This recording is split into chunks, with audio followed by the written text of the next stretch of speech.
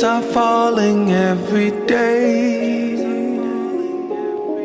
and kings are rising just the same.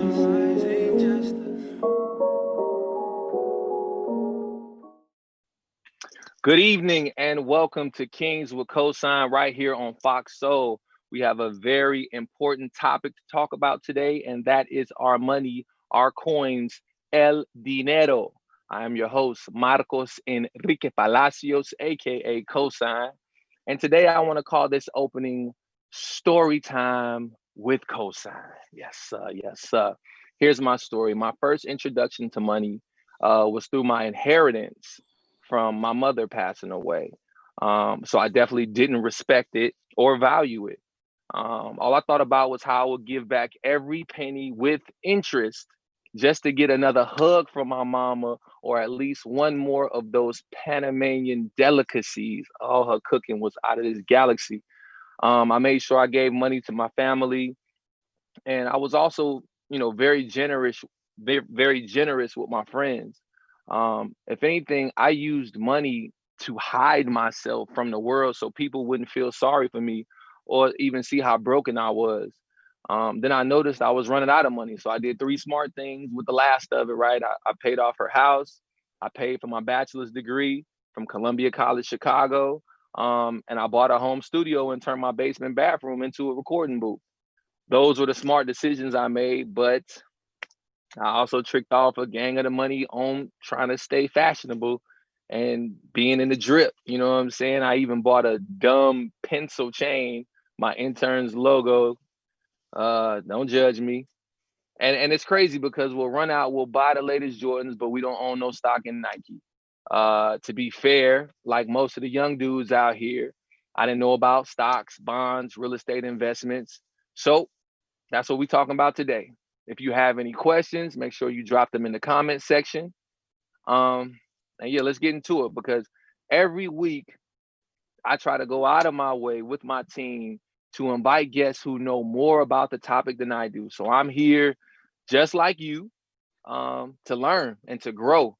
When I thought about this season, I knew at the end of this season, I would be a better man. And so here we are tonight. Let me introduce this panel because this is a epic panel to say the least. First, we have Mr. Shark Tank himself. He first burst onto the scene when he created the hugely popular clothing brand FUBU, which I had on in my senior pictures when I graduated. I had on that '05 FUBU jersey. You already know. He's a best-selling author of the book Power Shift. Give it up for Damon John. Thank you. How you feeling, Chief? It's amazing to be here. Thank you. Yes, sir. Yes, sir. Next up is my British brother, by way of Ghana, who played in the NBA for 10 years, moving to the front office, where he's helped players in the league navigate their newfound money and success. Basically, he's helping players not go broke. His name is Pops Mensah Bansu. Welcome, my brother. Thank you for having me, Coach. How's it going? Oh, feeling good, feeling great. Thank you. Mm-hmm. Now, this guy right here, he needs no introduction. If you're in the New York area, you hear him every morning on the Breakfast Club, which I'll be doing my interview shortly, soon. He don't know about this. That's neither here nor there, but that's not all he does. This brother is out here teaching your favorite rappers how to invest in real estate. DJ Envy, how you feeling tonight? I'm doing good, man. Thanks for having me. I appreciate you, bro. Yes, sir. Appreciate you. And finally, I can't even tell you how much respect I have for this man.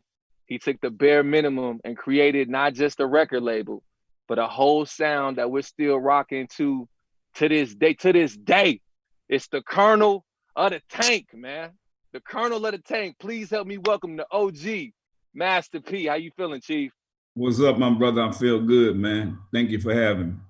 I appreciate you. Appreciate you. Yes, sir. This is about to be a master class. Yes. Each of you had to overcome obstacles, to basically take little resources and turn it into wealth. So, fellas, how did you get through the ceiling, man? How did you become in that small percentile, of brothers that were able to figure it out? I start right with you, Chief, Master P. Yeah, well, first of all, I want to celebrate everybody that's on this panel because that's something we don't do. And Yes, it's not about checking for each other pockets, what we don't have, what we do have. God has blessed all of us to be able to survive and be here today. So it's a blessing. I think the most important thing in life, I grew up in New Orleans, I grew up in a hurricane town, and I realized that you could have a lot one day, it'll wash it away. You got to start over. My thing is, don't be afraid to feel, don't be afraid to start over, and don't be afraid to keep going. There's no limit to your success when you're committed and you're dedicated to what you believe in and you're passionate about it. Never judge a book by its cover, because somebody could be in the projects one day and they could be in the mansion the next day. So I've always diversified my portfolio. I mean, just like Damon, like, you know, you said he started with FUBU and create all these other different avenues of wealth. And that's what my life has been about. Even though I sold 100 million records, I realized that my life is not just about to be about that, because you could be a star one day and the next day nobody be checking for you. So I got into the clothing, I got into the shoes, I got into packaged food goods. And that's why my life is successful today, because I'm not sitting around waiting on nobody. I get up and go get it. My grind is real. I tell people all the time, everybody got 24 hours. You're not going to be mad with nobody if you're doing what you got to do with yours. So powerful. This is definitely a blessed day, man, for us as Black men to be on here and to have this conversation, because we think we know, but the most successful people admit that they don't know everything. That's what success is about, because technology is changing every day, even education. I tell people I don't pray for money, I pray for wisdom. And the more knowledge, I got $1 billion worth of knowledge, so I'm not gonna lose. Maybe I might fail a couple of times, but guess what? Failure is the real key to success. You know, I mean, everybody on here could probably admit to this. They done failed at something so many times, but that one time you hit it, you never. I want to hear a little bit about that. Damon, jump in real quick, man. Talk about a quick failure. Well, it's pretty hard to say anything after that, because I think he hit him very accurately. You know, from giving blessings to realizing and taking, you know, the blinders off and realizing that you can do anything you want to do, as well as failures. I mean, I don't know how many times I failed today, but I'm still counting them just today, right? Because, you know, taking swings and a lot of bites at a lot of apples. You know, I failed various times. You know, listen, but I want people to realize the biggest failure that I had. You know, I failed when I started FUBU. I closed it 3 times. I closed it down 3 times from 89 to 92. I ran out of capital. There's the famous story that I mortgaged my house and I turned it into a factory, but I was 1 month away from being homeless because I didn't know how money worked, right? So thank God I got saved in a different way. But even when I made $20 million, my first $20 million, I blew it. Money worked. And that's why I'm the person I am now, because I looked around at, you know, what Pop is doing. I looked around at all the ball players who was hanging out with Cancun and all that stuff, and I realized they were broke. And the height of their ability to make money was from 17 to 25 or something like that. You know, you make all this money then, and if you don't make the money work for you because you work for the money, then all of a sudden you're in trouble. And Pops is probably going to elaborate on that way better than I do. He got a PhD. Yeah, Pops, jump in there. Jump in there about that. So let's get them failures out the way early. Envy, I'm coming to you right after, but let's get some of the, you know, the failures, the early lessons out the way. Oh man, the early lessons, like I didn't fail with $20 million like Damon did, but for me, I was saying, no, I hear that. I'm just saying, like, it's because when I saw that money fucked up, I was like this. Right. Wow. Through 20. Right, exactly. Hopefully, I can make another 20. If not, I'm done. Exactly. Right. Right. Yeah, for me, man, you know, I guess everybody on this call could say they probably wasn't born into wealth. He wasn't born into riches like some other coaches were. And so when I came into money, I can think of one story. I go to the bank to get like $75 to go get some food, and I look and it's $30,000 in there. I call my agent and I'm like, "What's going on?" He says, "The Mavericks then gave you your advance." And I look around, I take a couple $1,000 out, I go right to the mall. You know, I was a firm believer that I wasn't going to buy the $500 jeans when I got the money. As soon as I got that money, I took a beeline straight to the mall and bought everything. I bought a car, Yeah. you know, I bought clothes and everything. And, you know, it was just me trying to keep up. I never had it before. I didn't know anything. And it was a rude awakening for me because a lot of athletes don't experience that until later in their career. Luckily, my first check, I tricked it off. By the time it was July. And by the time November hit, all that money was gone. And I had to get an apartment, and I didn't have anything to my name. And that's when it dawned on me that I had to be better with my money, and I had to change that narrative and fix that.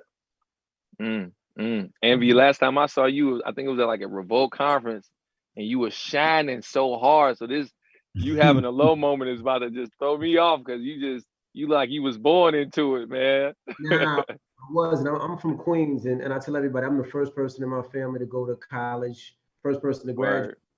So for me, it was like growing up in Queens, I would see all the rappers come up and see all the athletes come up. And then 4 or 5 years later, you would see them back in the hood. Like this window of when you hot, that whether it's a 5-year window or 7-year window.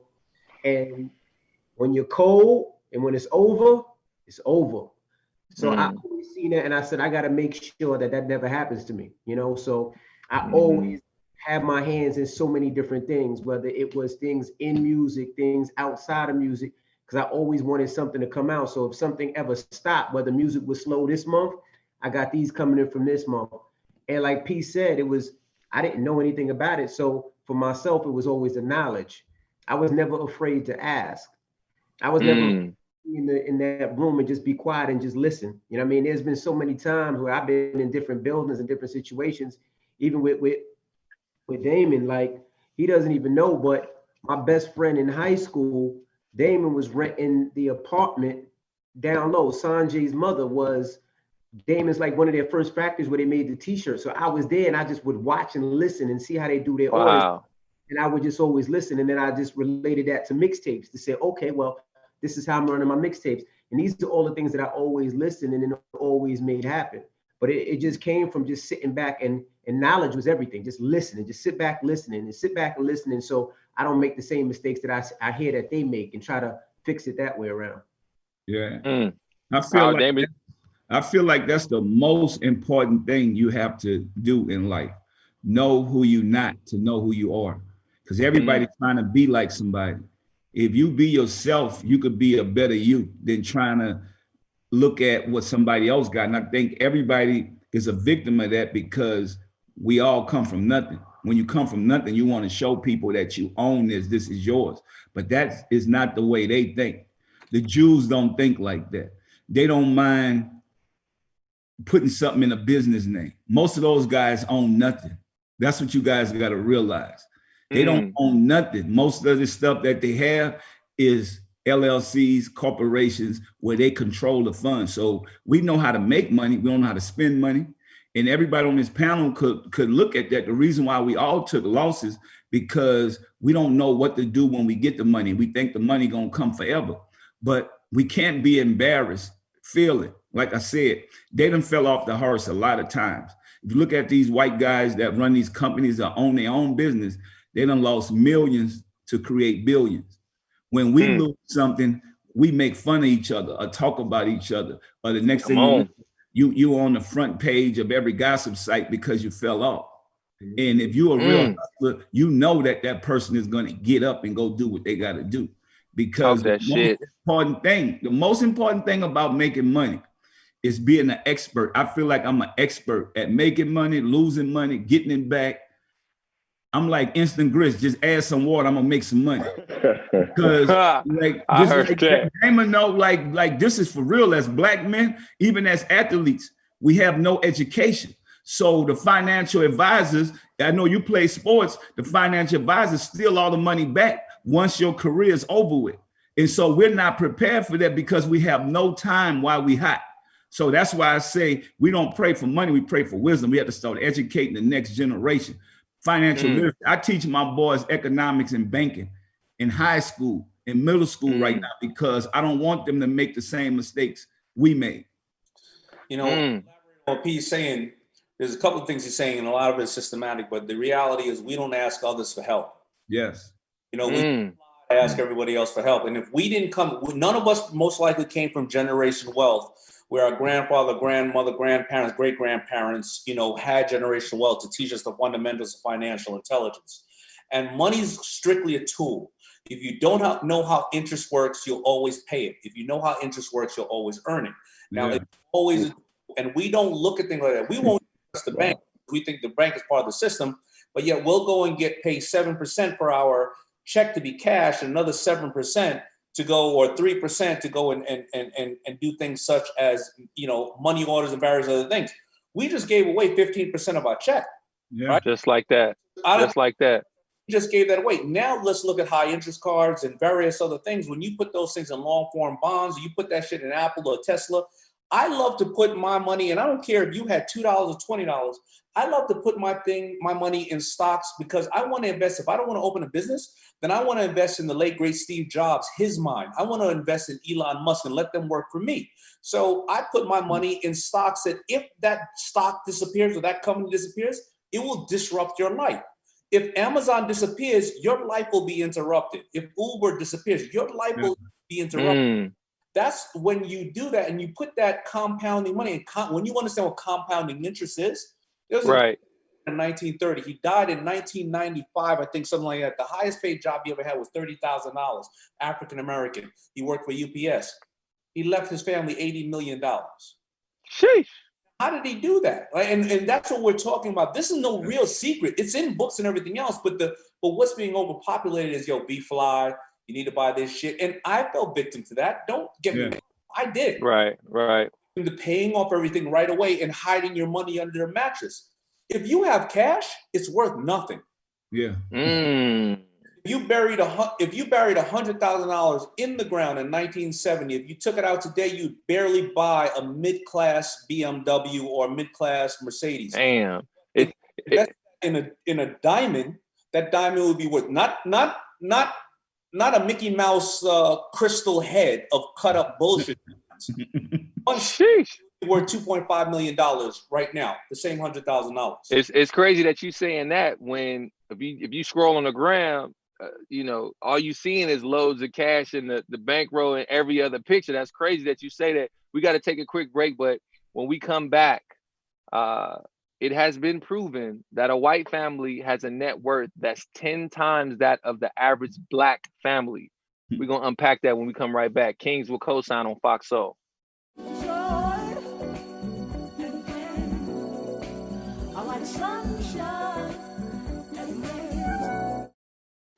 With coronavirus still spreading, people at higher risk must take extra precautions.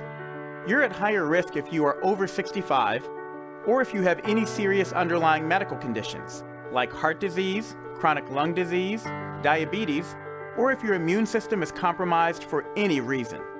If you're at higher risk, wash your hands frequently with soap and water for 20 seconds. Avoid touching your face. Disinfect frequently touched objects. And wash up after being in public spaces. And when it comes to social situations, less is better. Stay 6 feet or 2 arm lengths away from other people. Better still, stay home if you can. If you're sick, please stay home and away from others. And if you think you've been exposed to the virus, call your healthcare provider before going to their office. In challenging times, the choices you make are critical. Please visit coronavirus.gov for more information.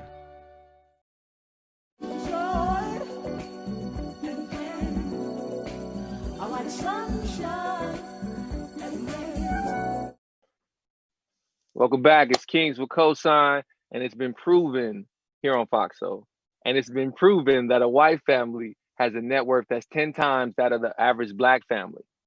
At $171,000, the net worth of a typical white family is nearly 10 times greater than that of a Black family, $17,150. This is in 2016, according to the Brookings Institute. We know that this stems from slavery right into the Jim Crow laws up until today. Like today, literally today, a house can appraise for a certain amount in a Black neighborhood, and that same house will appraise for double in a white zip code. Or the appraisal can change based on the pictures in the house. Watch this. An interracial couple got an appraisal of their house, then removed all the family photos with Black people, and got another appraisal that was 40% higher. Same goddamn house. And we already know that the black people making pennies on the dollar compared to white people. Black men make 87 cents for every dollar white men make. Sheesh, Damien, I'm gonna come right back to you. What can be done legislatively? You know what I mean? I want you to weigh in on this too, Envy, to enact laws that balance the playing field, especially with you being on the real estate side, Envy. I definitely want to hear from y'all, brothers. This is much higher than my pay grade. There's a lot of people that understand systematic slavery and systematic oppression more than me. The bottom line starts with mass incarceration and privately owned facilities of jails. Why? Because if they're privately owned, then they get 40 to 80,000 per room. The police, what we're seeing right now, all they are is an advertising agency to stack the jails filled with people. You can have the same exact zip code, or zip code, but what the police will do, they'll cut it in half. They will do more arrests in the African-American neighborhood, but they'll call it as collars for this area. The country's been proven that more white people, because more white people exist, more white people sell drugs than African-Americans, but the jail is probably about 70% or 60% African-Americans, some number like that. Once African-Americans, what happens when they become a felon? Because I know somebody who sold probably about $1,000 worth of weed, got 10 years in jail, where that was a slap on the wrist for somebody else. So no two felons are alike. But when you look at systematic racism, that person now comes out of jail. They can't get a job because they got to scratch the felon box on when they get an interview. When they go to the bank, they may not get a loan because they got to scratch a felon box. And they can't be a jury of their peers because they got to scratch a felon box, right? So you look at systematic racism, and systematic racism happens for various different ways. I don't even know why us 5 black men are still here, because we should be in a museum and somebody saying those were people of color and they should be here. So it's way over my pay grade, but can you do things? Yes. There's a list on sites that show all the things that people can do, corporations can do to not support mass incarceration, not support brands to do this, but you got to start talking now. I mean, that's what happened in the 60s, where, also gave us the honor to be here today. And you got to figure it out. But you know what you got to do first? You got to investigate where it's coming from and how to stop it, and not just run around and shout and say, yo, stop it. You got to understand, and you got to also be part of the solution. I was once a young brother who ran around ignorantly, not knowing any better. So I used the N, but I said all kind of shit like that I shouldn't have said. And we gotta look within ourselves first. Envy. Anybody else? Yeah, Envy, you on the Breakfast Club, you preaching that real estate, bro.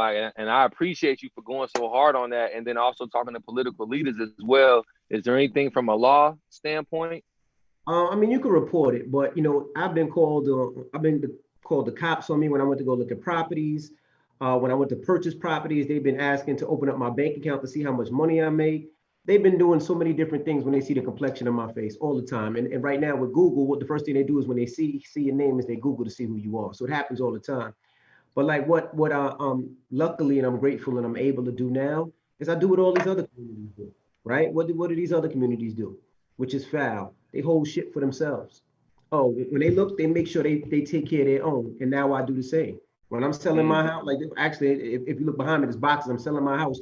So when people came and look at my house, I could decide who I want to sell my house to. Now, when I see a couple that looks like me, that has 4 kids, that's from the hood, that just got a great business, and I can sell them my home. And not only do I sell them my home, I take care of them. I make sure that they're good. I make sure, hey, you got the cable boxes in here and the mattresses here, so when y'all come in, it makes life easier for you. I'm gonna tell you where you take your kids and you look for your own, because all these other communities do it. A lot of the times we don't do it as a community. We don't like to teach each other. We don't like to help each other. We don't like to tell each other how to get around things. And that's what we have to stop. Because once we start looking out for our own, it doesn't matter if you call the cops on me from looking at the crib, because no, I sold that crib to him. That's his crib. But that's what we have to do. We have to start looking out for our own. We have to start making sure we take care of our own, because nobody's going to take care of us. Nobody's going to teach us. And that's why, you were talking about me teaching people how to do real estate, is because my parents didn't know. I wasn't fortunate enough, like our president was like, yeah, I got $1 million loan from my dad, but I wanted to be able to do that for my kids. If my kids have money, I want to be able to say, okay, here's $1 million loan. But how do we get there? We got to teach our kids early. We got to teach our kids what makes sense, not to be worker bees. Yeah, there's some workers out there, and there's some worker bees, and I explain this all the time. If my son wants to be a garbage man, that's cool. Well, I'm gonna teach them how to make it a business and own a bunch of garbage trucks, own a sanitation shop. You know what I mean? Same thing with my daughter. My daughter, she was talking about school and what she wants to go to school for, and I forced her towards real estate. Why? Because I want to learn everything about it, the ins, the outs, how to do this, how to do that. But that's what we got to continue to teach our kids and make sure we take care of our community. And that's why when I see a rapper making well, I call them and say, yo, let me teach you how to do this. You've been renting that apartment for 5 years, overpricing. You know, if you could have bought a crib by then.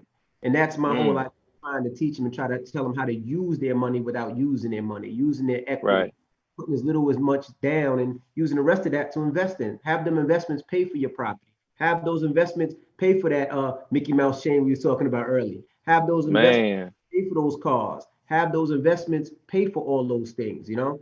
And that's what I really try to do. Real talk, real talk. Pops, I'm gonna swing over to you because we are consumers, bruh. Like, even right now, I'm looking at the drip on me right now. Like, what could we do to calm down? We talking our prep call, man. You mentioned Zara, and you had a cool story about, you know, turning down and relaxing on the fashion, because I think I want to attribute to the fact that we are kings and we are pharaohs, so we like to be fly and so forth and so on. But just calming down as consumers and not, you know, trying to be the #1 stunner all the time. Talk to us about that, Pops. I mean, you have to tip your hat to guys like Damon who made affordable clothing that was for us, by us. You know, and that's not even a plug, it's the truth. You know what I'm saying? And you know, I remember I had that when I was younger. And like I said earlier, I was a firm believer I wasn't going to spend the $500 on those jeans. But as soon as I got the money, I did it. And it's all about keeping up with the Joneses. We didn't have that when we were born. Like you said, Donald Trump got $1 million loan from his dad.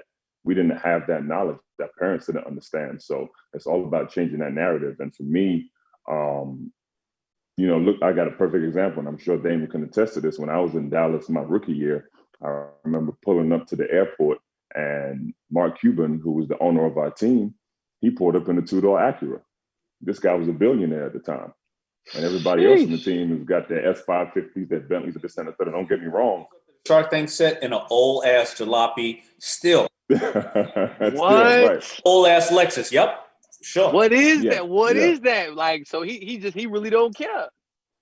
He don't care, but he laughs to the bank on the 1st and the 15th every month. I can guarantee you that, you know. And for me, I saw that and I was like, it just shifted my mindset. And again, the story, like I told you yesterday, I was sitting there with a teammate. I had a hoodie on, he had one on, and a girl walks by and she said she likes my hoodie. Turns out his hoodie was Louis Vuitton, mine was Zara. And that's when I realized, like, the labels and stuff doesn't mean that much. It's just all about how you wear it and whatnot. So, you know, for me, I get why everybody wants to look fly and invest it, because we don't have it coming up. We struggled. I didn't have the Nikes and the Jordan. I didn't get my first pair of Jordans until I was 20 years old. And so, you know, we really have to change that narrative again and be smart about what we do with our money. I think, you know, one of the biggest things for me was my girl at the time. She was a godsend. Shout out to Black women. She taught me how to live off 30% of my income.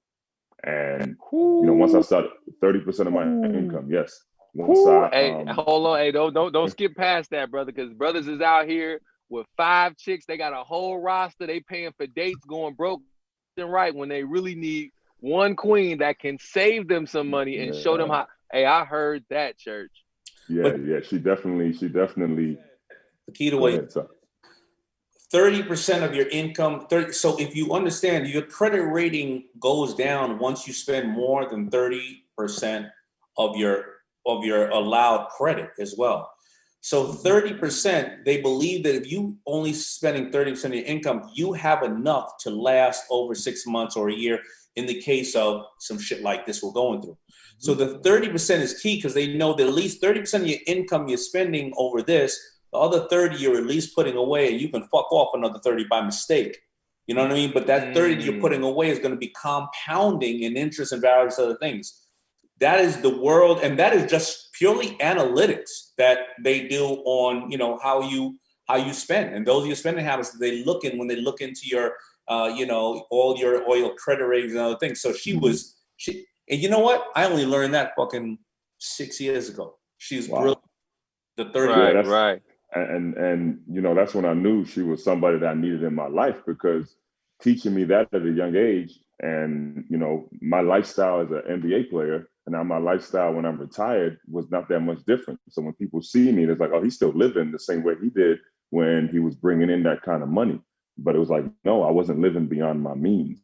And now that I'm retired, I'm comfortable in the salary that I'm getting. I'm not making the NBA money anymore, but I'm making a decent salary. But again, it's comfortable for me, and it's not something that I needed to drastically change my lifestyle. So that was something that I always preach to players that we help now, and let them know that you got to be comfortable living within your means or even below your means. Because a coach told me when I was younger, do you want to be rich now or do you want to be rich when you're 50? And I have to give a shout out to. Go ahead, sorry. Go ahead. No, go get your shout out in real quick, and then we run the break. I just have to give a shout out to all the guys on this call, man, because it's powerful. You know, when we were coming up, you know, Master P, what he was doing, it was unheard of. It was unheard of being that entrepreneurial in the music business, and what Damon did as football was entrepreneurial, and then what Envy's doing and allowing his testimony to be his test to let these young rappers know, look, invest in real estate. You know, use your money for this. That's what this is all about. Allowing our test to be your testimony, allowing our experience and the mistakes we made to teach you not to do that. So it's big, and I appreciate everybody on the call for this. There it is. We're running the break real quick. More with the Kingz and Kosine when we come back right here on Fox Soul.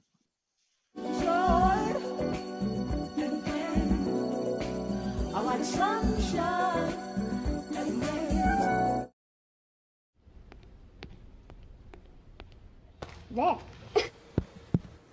Can I tell you a cat joke? Just kidding. Why did the girl ask the mushroom to dance? Because he was a fun guy. What do you call a pig that knows karate? Pork chop. Why was the basketball court all wet? Why? Because the players kept dribbling all over it. Can I tell you another one? So how does a tissue dance? Put a little boogie on it. What's Beethoven's favorite fruit? Banana. What is a boxer's favorite drink? Fruit punch.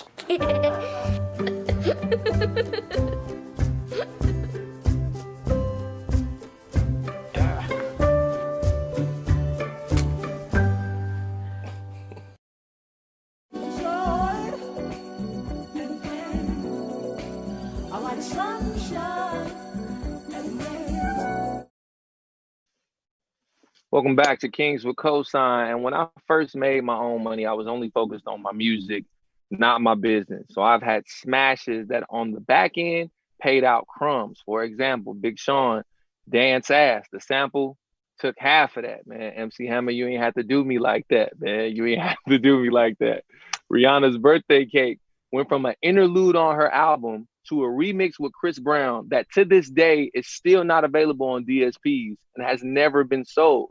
So I remember one day asking the Dream, how much money didn't we make off a record that went #1 that we couldn't sell? And he was like, oh man, you know, nothing crazy, like 3 or 4 million. 3 or 4 million? Rich talk, man. And lastly, Anaconda had a sample, a co-producer who had a ghost producer. And of course, I had to split what was left with my partner too. So after going through all that, I wouldn't ever think about selling my publishing. But for people in the industry, one of the biggest stories right now is No ID selling his catalog. His publishing, 273 songs with everybody from Jay-Z, Drake, Kanye. For me, when I think about the long-term effect of selling my intellectual property, I don't think that would be the path for me. You know what I mean? I don't even think that my publishing belongs to me. It belongs to my children. This morning, Joe Budden went off on Charlemagne on the topic of ownership. Do we have that clip? The Master P's, the Kanye's, all of the people that had to change status quo to come back and show us how to do it. But they have to speak in codes just like they fucking had to do in the slave days. Master P, you have been a genius with your music empire. Tell me what you think about IP, intellectual property, in light of no IDs, recent sale of the catalog. How should we best manage our IP? And how would you start No Limit if you had to do it today, given that we can't even go on tour right now? Yeah, well, I think people have to realize being an entrepreneur is not for everybody. Right. Everybody is not willing to do so. I can understand. Everybody is different. If you don't have the same drive me and Dame have, this is not for you, because everybody is not going to get up and make sure everybody get paid and then they go with nothing. Like, there's a lot of times that I went with nothing. So I understand some of these guys, if you really, is that not for you, you're gonna, and I think our problem is everybody keep talking 400 years, slavery ago, but we got to get off of that. That was 400 years ago. That's why we behind. How do we change that? With success, because they already 400 years past us and we keep going back to that. So my thing is, ownership is important, but you got to realize, and Dame could tell you this too, that we have a lot of business that we have that the end goal is to sell it. And just like all these other big companies, the end goal is to build business up and to sell it. How do you get off it? Some people want to keep their business forever. Is that smart? It all depends what type of businessman you are. Like for me, if I could take something and control the marketing of it, I don't mind selling it, because then I still control the narrative. My friends, you can't count my pockets by the friends I have and the money that we have, because if you could count it, you really don't have it. How you look at where we are is the checks that we could write and give back, because that's the difference. So if you know you're not at that level, you're still working, you're still trying to get there. And I think that this is not for everybody. I mean, if I had to do the music business right now, I would focus on the marketing side of this, to where if I could build this on my own, then I could make billions. I made millions, hundreds of millions. But right now, if you get a real hit record and you own it, imagine the money that you can make, the communities that you can change. Because a lot of the artists now with these 360 deals, they're getting pennies on the dollar. Right. With the music they putting out, because nobody has the patience to say, I'm already big. Most artists get signed. I mean, look at what the guy that made the song from New York, to where this song was so big, the Panda record went so big. Oh, Designer. Designer was already big when that record was blowing up. He went and got that record from somebody online. So think about it. If you take something like that, I don't care what record it is that you know that's going to go international. If you could hold on to that, you need to hold on as long as you can, because once you sign that deal, you have no more control. And that's what people don't realize. You're only signing a deal for the upfront money. And when you get the upfront money, all you're doing is paying bills. And that's why you guys talked about earlier. They'll put you in a house, give you the car you want, and then when it go cold, nobody talk to you no more. Then you go back to the hood. So let me ask you this, right? I'm in the hood right now. Yeah. I got the hood going crazy. You know, I'm a local superstar. Everybody knows that I'm next to blow. If I want to take my career to the next level, what terms specifically, what should a deal even look like? What should I be asking for? I just had somebody tell me, yo, Coach, joint venture time, bro. You got hits. You got people that I know some of the homies that don't even produce. Let me tell you this. Why not ask for nothing? Why not ask for nothing? I did that in the 90s. When I signed a distribution deal, I asked for nothing. That was the only way I was able to do it. And dang, know if somebody see that you willing to invest some skin into your own self, invest in yourself, imagine you could get whatever deal you want. But we already come with looking for the check in the bag. And that's what you're gonna lose that. I got 3 guys on here who well versed in music, and maybe Pop, you and I'll learn together. Because ID, I'll be very honest, I don't really know who he is, whatever the case is. But if you're saying that he sold all his stuff to a publishing house, they probably caught him early. But right now, because what P is saying, I'll mess with people who got distribution. If ID would have said, yo, I don't want no check in advance, but I know because you're a publishing company, you're working the angles on selling my shit to Burger King and all these kind of commercials, whatever. I don't want zero, but I want a 70-30 split, 70 my side, 30 split. You go and shop and be my whore. Go out there and sell my shit. Yeah. Church. Hell, you ain't got to worry about the money you got to recoup because it's nothing to recoup. It's nothing to recoup. All of it's cream. Yes. Understand, you need distribution outlets. You see what I'm saying? Like in product categories. Yeah. And you could have made much more. That's exactly what I did with Samsung. They offered me a lot of money. I was like, no, I want you to split this, and I want you to finance everything. I'm going to do the marketing and the branding. You're going to manufacture it, and then I'm going to pay you for that aspect, and I get the rest. And that's why I got one of the biggest deals that's ever been made in the fashion business because of that. Wow. So think about it, right? These companies don't need money. They don't need nothing. They want you. They want the talent. And I tell people all the time, product outweighs talent. So like Dame said, once you get something big, then now you can invest that into product, other things that you want. But if you just go for the check, I'm the first guy to turn down $1 million from Jimmy Iovine, which everybody else in the 90s wanted a deal. And I only had $500 in my pocket at the time. I think as African Americans, we just want the check. We want to say we got this $1 million check and you're going back to the hood. So now you're being controlled on that way. You've been controlled all the way your career. They're going to tell you when you can put your music out, what you can't do, all these different things. But imagine if you kept the control. That's what Damon just telling you. If you went in there wanting nothing and they still want you and they're going to put you through all their distribution system, because even for us with product, it's all about getting shelving space. It's all about getting our stuff into the marketplace. If they ain't got to give you no big check, they don't mind saying, okay, I'll give you 70% of this and we'll take 30. And if you can wait for your money, but we can't wait for our money. Fuck that advance. Yeah, my takeaway from this is fuck that advance. See? Fuck that advance. But think about it. As people that look like us, we want to come back to the hood and shine right quick.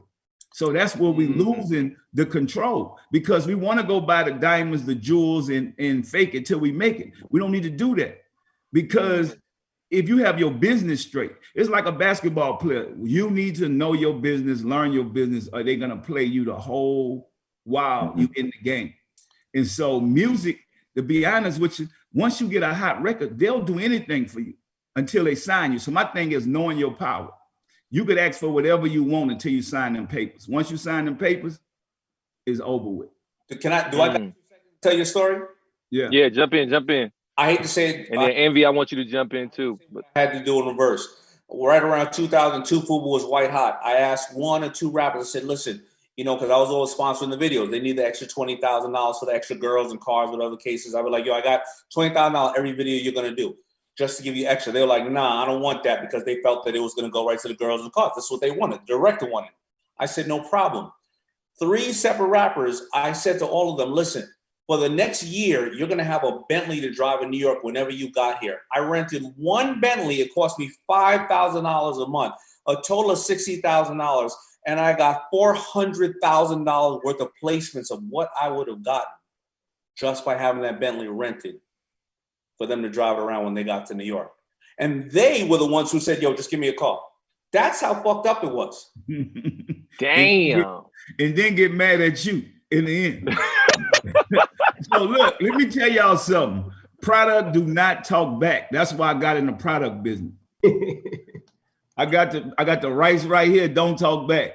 I don't need to be worried about what I can't do for artists when I could go make more money selling product and don't have the headaches, because everybody don't have the patience to be. The rights don't talk back. You just killed me with that. No, product don't talk back. The rights Think don't about talk back.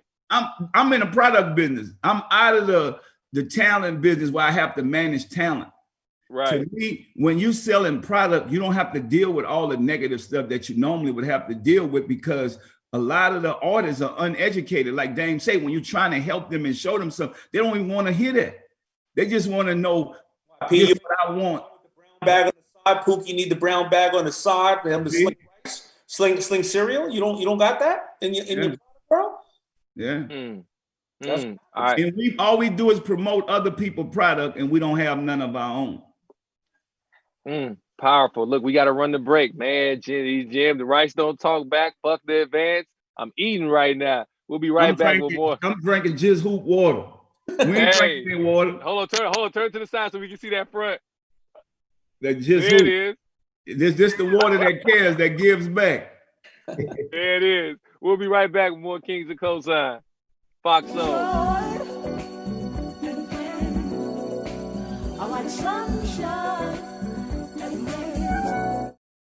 George Floyd.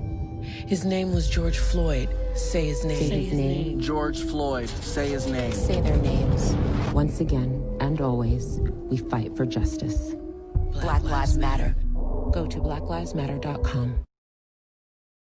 145 over 92. 180 over 111. I had a heart attack and a cardiac arrest and then a stroke. Your blood pressure numbers could change your life.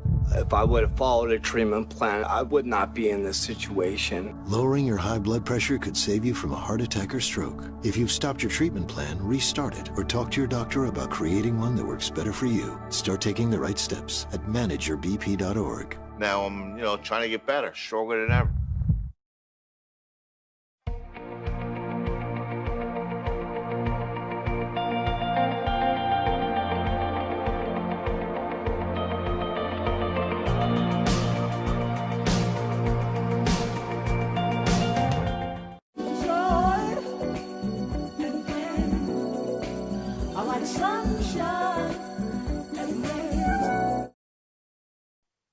Welcome back to Kingz with Kosine right here on Fox Soul.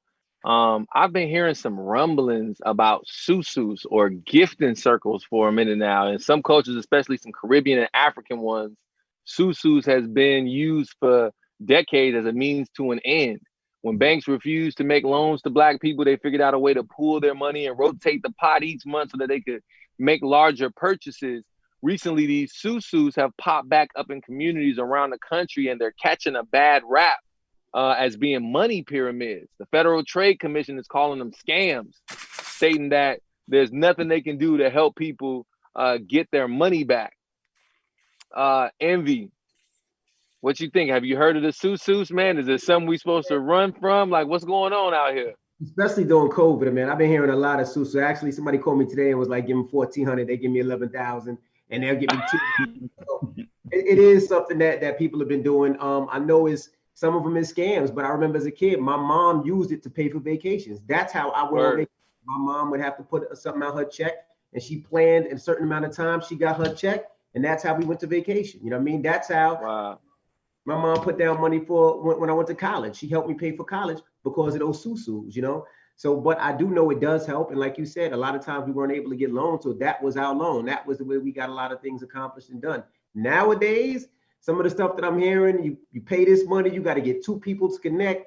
Yeah, it's a little bit of a scam going on. But back then, yeah, absolutely right. That's how my mom got me to go to a lot of places that I get with those damn susus. Yeah, Pops, I want to jump to you because you're Ghanaian, am I saying that right? Ghanaian.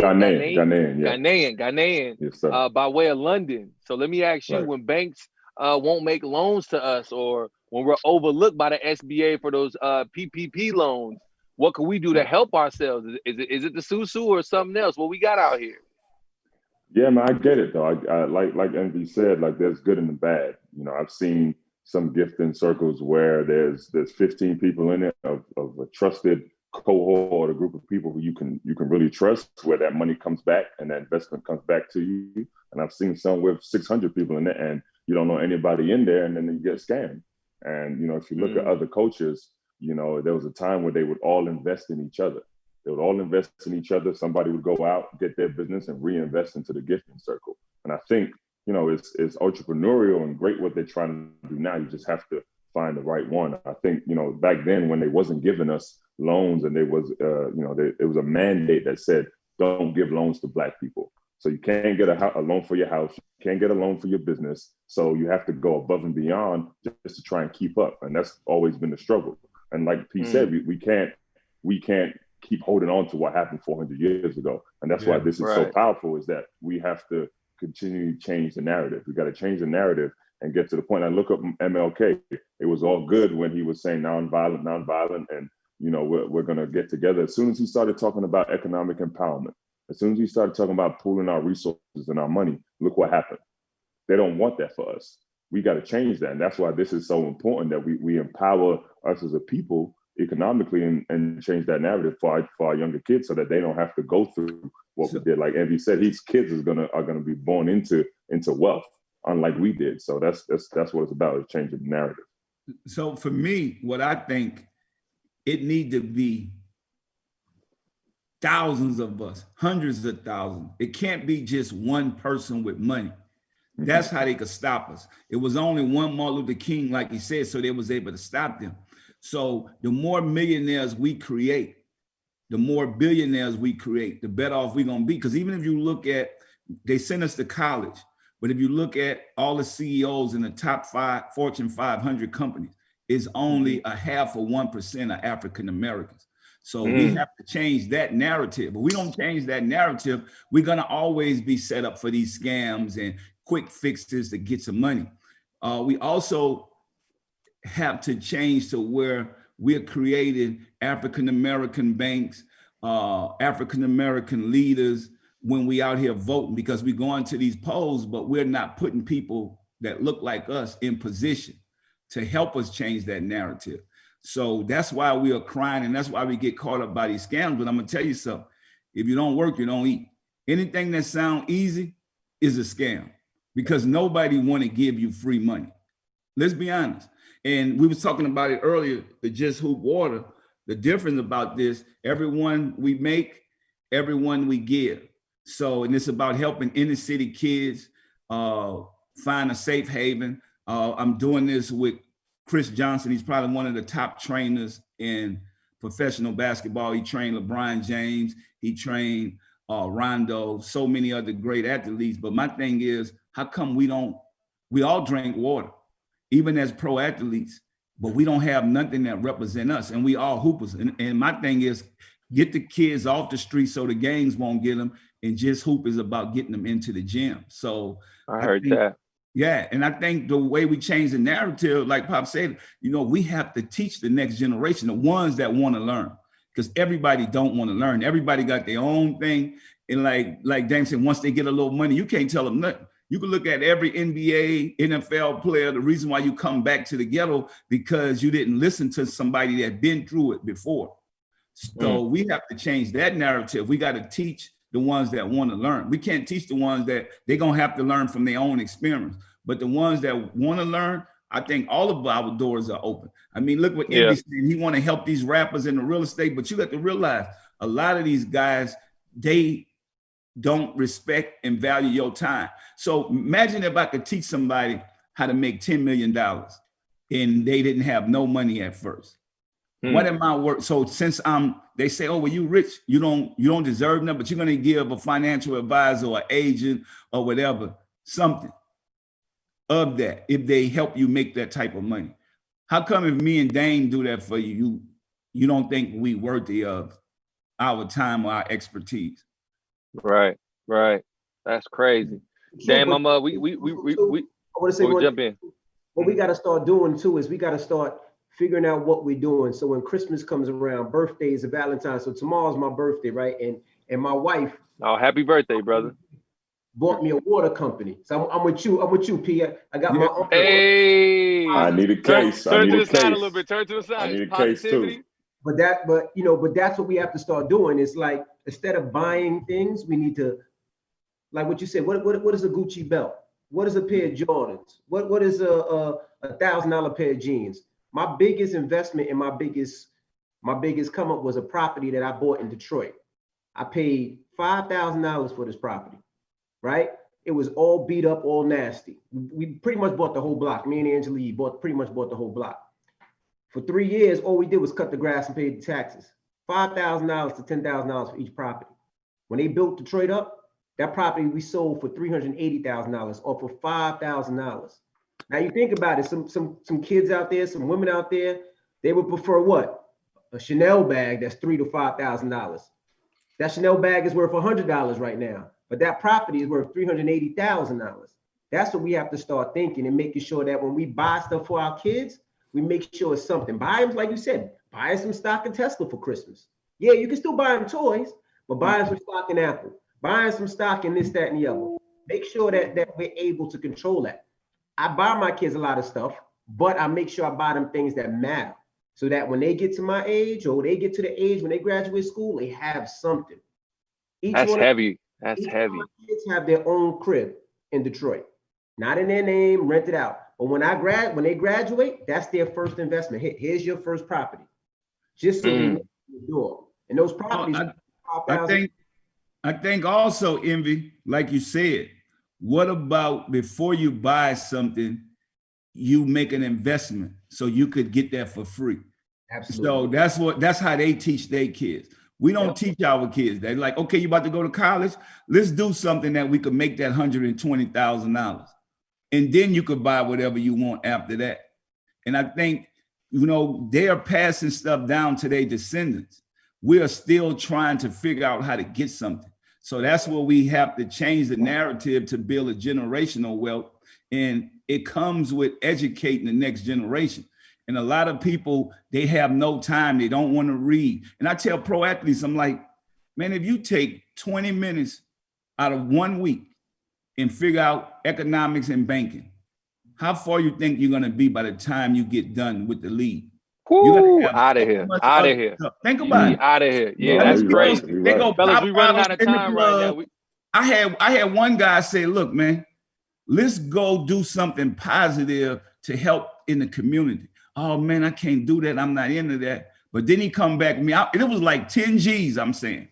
Come back with me. Oh, Pete, let's go take this vacation. I say, how much the vacation going to be? He said, $100,000. I said, man, I just asked you to help these kids in the community for $10,000, but you ain't had it. But now you want me to spend $100,000 with you to take a vacation. Like you're not on the same page. And I'm done with wasting time with people like that. And put your energy and time to something that's positive. And sometimes you got to cut people off. I don't care. We running out of time, PP. We running out of time. Man. Cut them off if they ain't on your level. I overstand. Dave, so let's just do a quick lightning round real quick, man. We got about a minute left. I'm going to start with you, Damon. Just closing thoughts. Thank you so much for being here. Closing comments real quick. Lightning round. Educate yourself. Understand you got a lot of people to look up to that we didn't have to look up to because of social media and technology. I love what Envy said. If you buy Shopify right now for your kids, if you bought $1,000 worth of Shopify stock right now by Christmas, the way it went, it would be worth $5,000 after 2 or 3 years. You show them what they would have bought, what they would have had in jeans and what they had in stock. And it's simple examples like what Envy said, and of course what P said. You got to show them how you do it instead of just yelling at them, talking to them, and go look for a mentor out there. Don't ask a mentor to do everything for you. Look for what you could do for the mentor. In return, they will do for you. Don't be like, yo, help me out, brother and sister. Don't do that shit. Be like, what can I do for you mentor me? There it is. Pops, real quick. Man, for me, first and foremost, allow our testimony to be your test. Everybody on here has made mistakes. We've had failures. So allow the mistakes that we made to be your mistakes, and then don't make the same ones that we made. Also, it's about knowledge and learning. For me, once I invested into learning the stock markets and these companies, that's when I started making money on my investments. And having that knowledge, like P said, is power. And that's what they don't want us to have. Athletes, Black people as a general, they don't want us to have that power. So once you get that knowledge, that's when you're going to build that generational wealth. So that's it for me. P, and then Envy close us out. P. You know what? No idea is a whack idea. Get you some product. I got the rice. Yep. I got the shoes. Church. When people didn't believe, I get better with time. Trust the process. You get better with time. Put your trust and faith in God. And if they could do it, we could do it. Envy. Diversify. Put your hands in everything. I got a juice bar, real estate, the Breakfast Club, water, Top Pop, which is a soda, podcast, car show, all that. Diversify. And I'm just telling everybody out there, you're home right now. You're stuck. You're not going out. You got a closet full of sneakers. Take those sneakers, put them on GOAT or StockX, get the money and invest it. You're not doing nothing at home. You're going to be stuck at home. Nobody going to see them J's. Nobody going to see them Air Force Ones. Nobody going to see none of that. Take them, put them on GOAT, get your money, and throw it in the stock. It's money you didn't see anyway. And I guarantee those 1 Jordans will be able to turn into 10 Jordans. So like man, powerful. Envy, I want to thank you specifically because my son's birthday is tomorrow as well. And you just gave me, boy, so he getting Shopify for his birthday tomorrow. Thank you so much. I was trying to figure out what to do. There we go, Shopify. This has been Kingz with Kosine. Our goal today is to simply help us all make better choices that will aid us in securing the bag. If you got it together, cool. If not, here's a brand new start. Until next time, I'm wishing you prosperity. Stay tuned for the Mike and Donnie show right here on Fox Soul in a minute.